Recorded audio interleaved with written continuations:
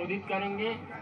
हमारे मीडिया विभाग के राष्ट्रीय प्रमुख और मुख्य प्रवक्ता सांसद अनिल बलूनी जी हैं और राजस्थान प्रदेश मीडिया विभाग के प्रभारी श्री पंकज जोशी जी हैं। मेरा विनम्र निवेदन है माननीय अरुण जी से कि आपको संबोधित करें। नमस्कार आगे सभी मित्रों को मेरा नमस्कार। 19-20-21 राष्ट्रीय पदाधिकारी बैठक के क्रम में आज राष्ट्रीय पदाधिकारी प्रदेश अध्यक्ष संगठन मंत्री की बैठक संपन्न हुई है। कल संगठन मंत्रियों की बैठक है। देश के यशस्वी प्रधानमंत्री जी ने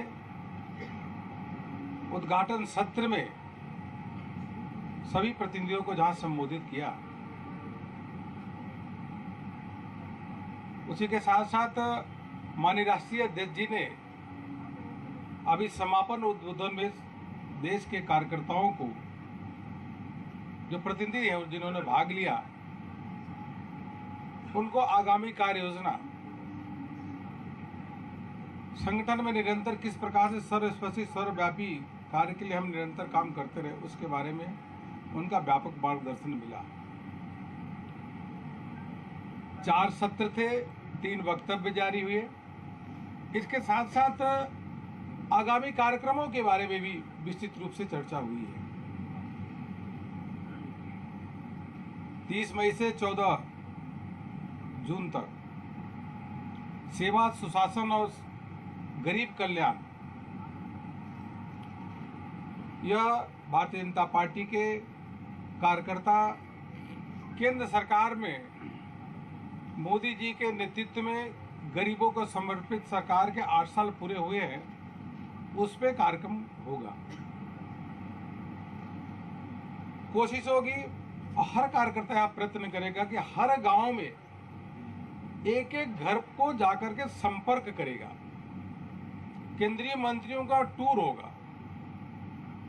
उसके साथ साथ सभी स्थानों पे, जिलों पे और प्रदेश में प्रेस कॉन्फ्रेंस भी होगी।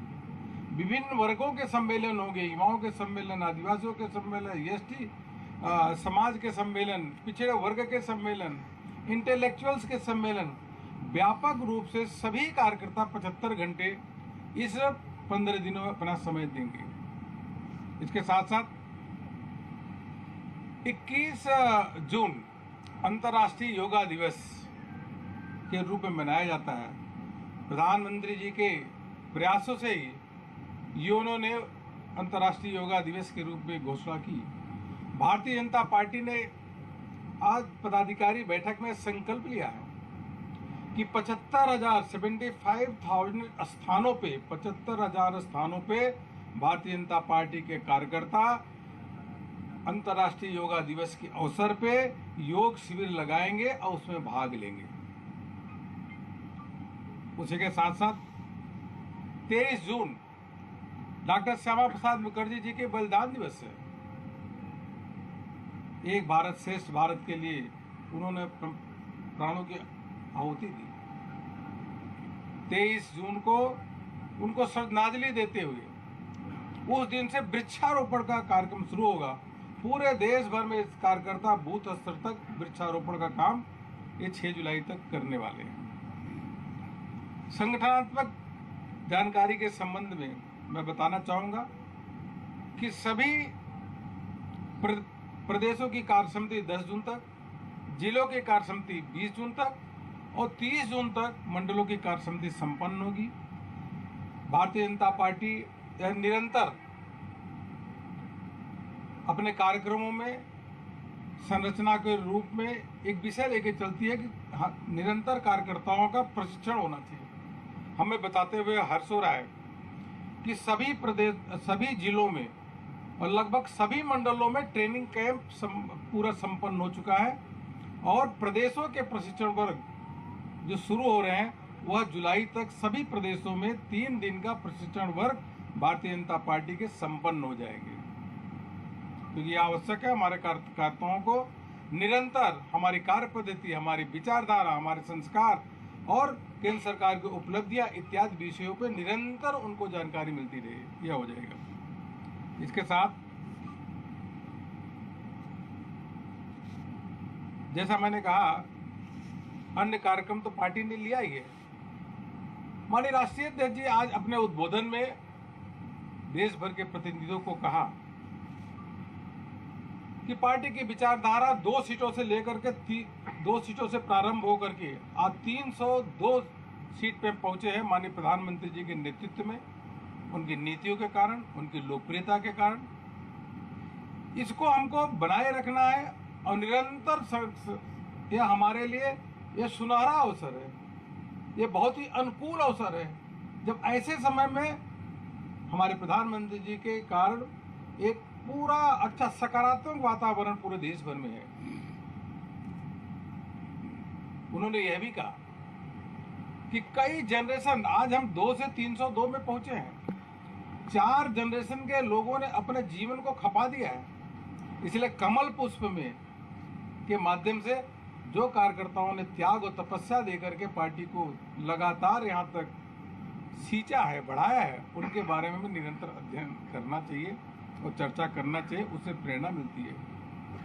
कार्यकर्ताओं को संबोधित करते हुए उन्होंने कहा कि हमको विकासवादी, प्रधानमंत्री जी के बात को दोहराते हुए राष्ट्रीय अध्यक्ष ने प्रतिनिधियों से संकल्प कराया कि हम सभी प्रदेशों में कार्यकर्ता इसके लिए प्रतिबद्ध रहे कि हम विकासवादी ही राजनीति करेंगे और विकासवादी ही राजनीति के लिए सभी को प्रेरित करेंगे। विपक्ष की पार्टियां हमें अवश्य रूप से जाति, धर्म, मजहब के आधार पे हमको दूसरे तरफ खींचने का काम करेंगी, लेकिन हमको उनके उलझन में नहीं पड़ना है, उनके एजेंडा में नहीं जाना है, क्योंकि वो देश को तोड़ने वाली, जातियों को जाति से लड़ाने वाली इस प्रकार की विपक्ष की पार्टियां राजनीति कर रही हैं।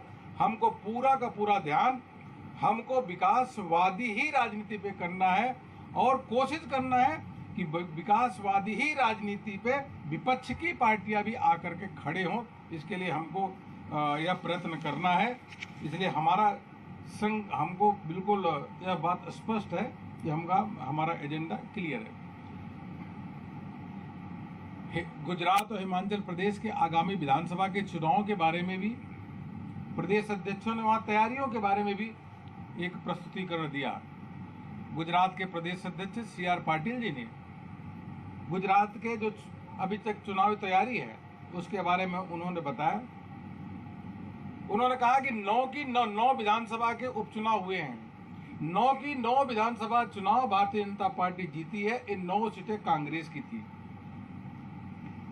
इसके साथ ही एक 31 जिला पंचायत के चुनाव, 31 जिला पंचायत वहां पे हैं। भारतीय जनता पार्टी 31 में 31 जिला पंचायत जीती है। 31 के जिला पंचायत अध्यक्ष भारतीय जनता पार्टी के हैं। और अभी के चुनाव में 81 नगर पालिका के जो चुनाव हुए वहां 79 भारतीय जनता पार्टी जीती है। 79। इस तरीके से भारतीय जनता पार्टी का अच्छा तैयारी भी है। और उसी के साथ का 9 लाख भारतीय जनता पार्टी के कार्यकर्ताओं को बूथ तक की जिम्मेदारी दी गई है। तैयारी अच्छी है, क्योंकि वहां सबसे बड़ा लाभ है कि माननीय प्रधानमंत्री श्री नरेंद्र मोदी जी एक एक कार्यकर्ता को वहां जानते हैं। इसी का नतीजा है प्रधानमंत्री जी अभी अहमदाबाद से जब गए 7.5 किलोमीटर तक वो ड्राई एरिया था। 4 लाख लोग सड़क पे रोड के किनारे खड़े होकर प्रधानमंत्री जी का अभिनंदन किए। और इसके साथ एक जिले में कार्यक्रम हुआ, 2 लाख आदिवासी भाई बहन आके माननीय प्रधानमंत्री जी के कार्यक्रमों में भाग लिया। और इस प्रकार से अलग अलग कार्यक्रम हुए। उन्होंने विश्वास व्यक्त किया कि भारतीय जनता पार्टी पहले से भी अधिक सीटें गुजरात में जीतेगी और प्रधानमंत्री जी के नेतृत्व में पूरे देश भर में सरकार बना रही है, वहां पे भी सरकार अवश्य 100% बनाएगी। इसी के साथ साथ हिमाचल प्रदेश के चुनाव के बारे में, वहां तैयारियों के बारे में हमारे वहां के अध्यक्ष सुरेश कश्यप जी ने उसकी पूरी जानकारी दी। और यह पदाधिकारी बैठक में इस प्रकार से चर्चा होती भी है। उन्होंने कहा 7,800 बूथ है। सभी बूथ की कमेटी बन गई है, बूथ पे त्रिदेव की रचना हो चुकी है, त्रिदेव के घर पे उनका स्टिकर चिपक रहा है। और इसी के साथ साथ उन्होंने यह भी कहा कि माननीय प्रधानमंत्री जी के नेतृत्व में जो गरीब कल्याण योजनाएं हैं एक एक घर तक हिमाचल प्रदेश में पहुंची है और वहाँ की सरकार भी बहुत अच्छा काम कर रही है, सुशासन के मार्ग पे काम कर रही है। भारतीय जनता पार्टी अपनी चुनावी तैयारियां में जुटी है। वहीं कांग्रेस पार्टी हिमाचल प्रदेश में उनका बिल्कुल घर डिवाइडेड हाउस है, लीडरलेस पार्टी है।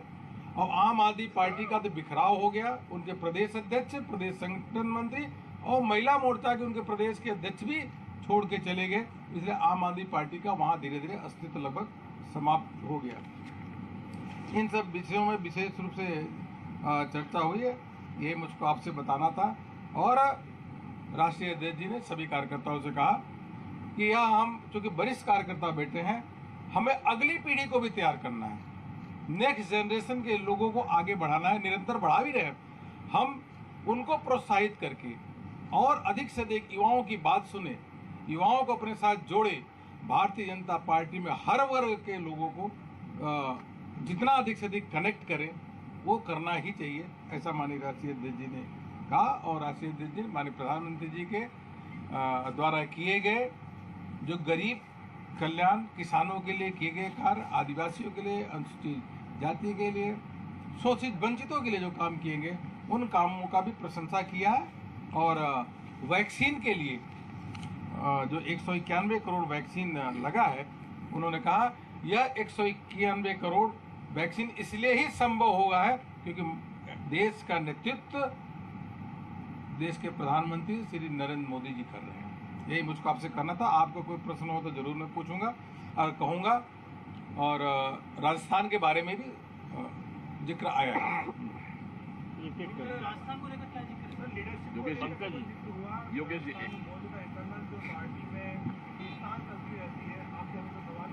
देखिए, मैं आप कई बार बोल दिया कि हमारे पार्टी में कोई भी किसी प्रकार का खींचतान नहीं है।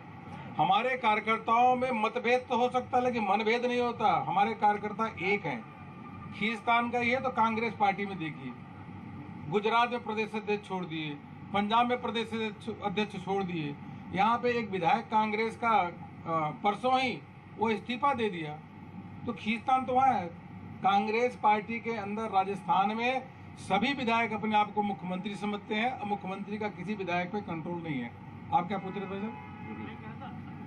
राज्यसभा का चुनाव राजस्थान में भी और कई राज्यों में भी है, उसको लेकर बैठक में कोई बात की? राज्यसभा के चुनाव के बारे में ऐसे बैठकों में तो वो अलग से बैठ करके चर्चा करते हैं। यह जरूर होता है कि भारतीय जनता पार्टी का लगातार विस्तार करना है और चुनाव में हमको विजय हासिल होनी चाहिए। एक सवाल सप्लीमेंट्री होता है, यूथ को लेकर आपने बात की, यूथ को आगे बढ़ाएंगे, तो यूथ को लेकर कोई रोड मैप तैयार कर रही है पार्टी? ऐसा है कि युवाओं के लिए हमने ऑलरेडी शुरू किया है। हमने कहा था अभी जब हमारे संगठन की रचना बनी थी कि मंडल अध्यक्ष जो होगा वो हमारे 45 साल का होगा, जिला अध्यक्ष 55 साल का होगा। ये तो हमारी ऑलरेडी कार्य योजना चल रही है। वही उन्होंने कहा कि युवाओं के बीच में अधिक से अधिक पहुंच करके, क्योंकि युवा प्रधानमंत्री जी के कार्यों से इतना अधिक प्रभावित है, हमको उनको संपर्क करना है, उनको पार्टी के साथ जोड़ना है। हाल ही में इसी राज्य में उदयपुर में कांग्रेस का नवसंकल्प शिविर हुआ था। उस नवसंकल्प शिविर में कांग्रेस ने अपने रिजर्वेशन का कोई कार्यक्रम बनाया है, वह कितना आशंकित करता है आपको? देखिए, वह अपना बनाए, हमें कोई दिक्कत नहीं है, लेकिन जब कांग्रेस इस प्रकार की बात करती है तो लोगों का विश्वास नहीं होता। यही राजस्थान प्रदेश है और इसी राजस्थान प्रदेश में चिंतन शिविर हो रहा है। राहुल गांधी मंच से आकर के बोले थे कि 1 2 3 4 5 से 10 तक की गिनती गिने थे चुनाव से पहले। उन्होंने कहा 10 दिन के अंदर किसानों का कर्जा माफ हो जाएगा। आज किसानों का कर्जा माफ नहीं हुआ और सड़कों पे भटक रहे हैं।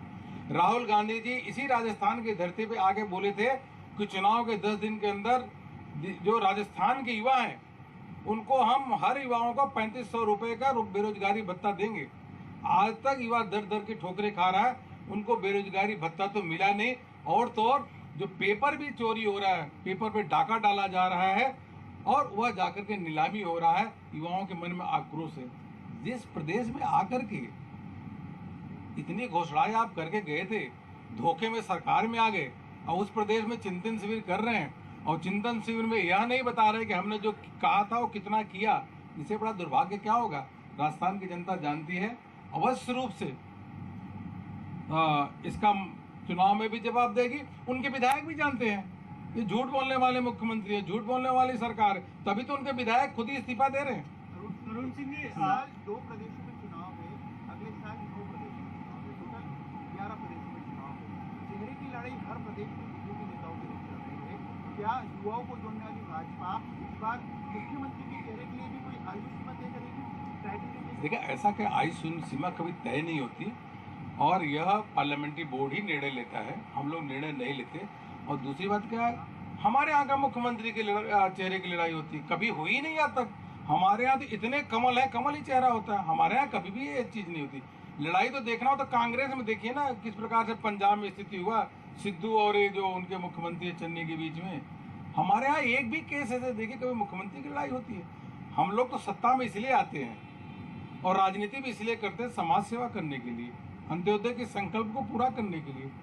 उस अवधारणा को मान करके हम काम कर रहे हैं ना भाई, इसीलिए प्रशिक्षण वर्ग लगातार लगाते रहते हैं कि हमारे जो सिद्धांत है, विचार है, उसको पता रहे।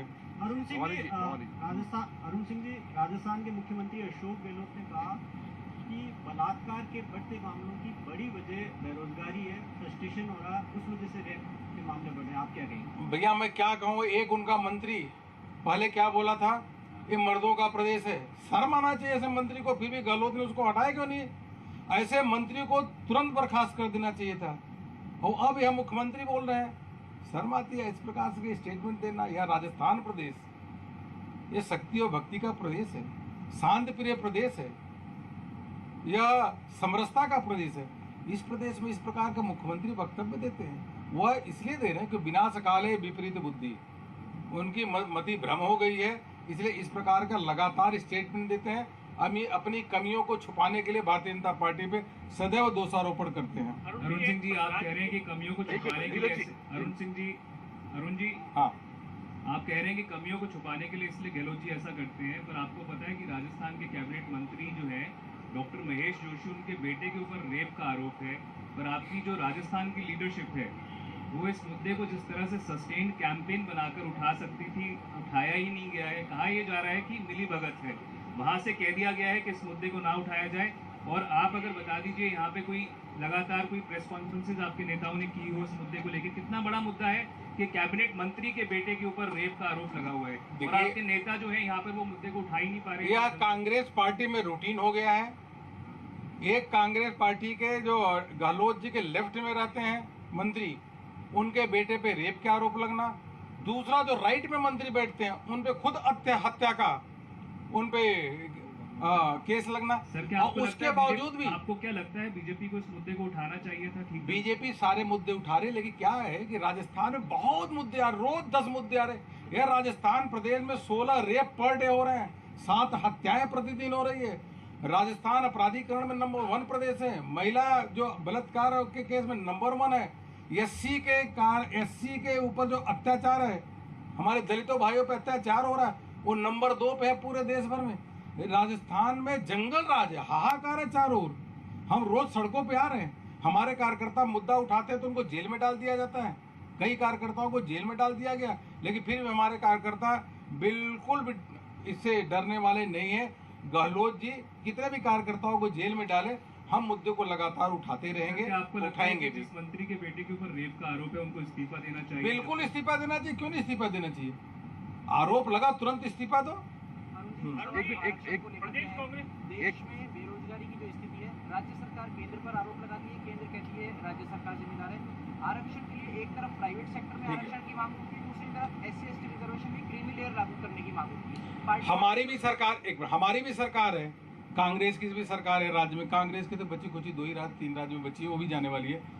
आप बताइए कि 32%, 32% बेरोजगारी कहाँ है? पूरे देश की 32% बेरोजगारी कहाँ है? राजस्थान में। बेरोजगारी के मामले में नंबर 1 है राजस्थान, फिर भी गहलोत जी आपको ध्यान नहीं आ रहा। अरे कैसे होगा ये बताइए? जब बजरी माफिया, खनन माफिया, अपराधीकरण चारों ओर घूम रहे तो कोई उद्योग यहाँ लगाने आएगा क्या? कोई उद्योग नहीं लगाएगा। और फिर आप बेरोजगारी के लिए केंद्र पे दोषारोपण करोगे, वैक्सीन के लिए केंद्र पे दोषारोपण करोगे, ऑक्सीजन के लिए दोषारोपण करोगे। सब चीज के लिए अगर केंद्र को ही दोषारोपण करना है तो कुर्सी खाली करो ना, और नहीं खाली करो, जनता खाली कराएगी। भारतीय जनता पार्टी की सरकार मोदी जी के नेतृत्व में बनेगी और डबल इंजन की सरकार के माध्यम से चौतरफा विकास होगा। राजस्थान में आपने कांग्रेस सरकार के खिलाफ नाकारा, निकम्मी, अकर्मण्य और तुष्टीकरण करने वाली सरकार कहते हुए एक प्रस्ताव पारित किया है, लेकिन क्या ये प्रस्ताव तक सीमित रह जाएगा? कुछ धरातल पे भी काम होगा? हमने जो वक्तव्य माननीय राष्ट्रीय अध्यक्ष जी का दिया है वह एक तरीके से जनता का ही वक्तव्य है, जो राजस्थान की जनता कर रही है, जन जन की आवाज है, वही सब कुछ वक्तव्य में लिखा गया है। हम आने वाले समय में और आंदोलन तेज करेंगे, आंदोलन के माध्यम से सरकार को उखाड़ फेंकेंगे, ये हमारा संकल्प है। धन्यवाद, thank you very much. Arun Singh ji, मेरा एक सवाल था, अगर आपको ये पता चलता है कि कांग्रेस की जो सरकार है और बीजेपी के जो राजस्थान के नेता हैं किसी भी स्तर के, उनमें मिली भगत है, तो आप क्या कार्रवाई करेंगे? हमारा कोई मिली भगत नहीं होता, कोई मिली भगत नहीं, आपस में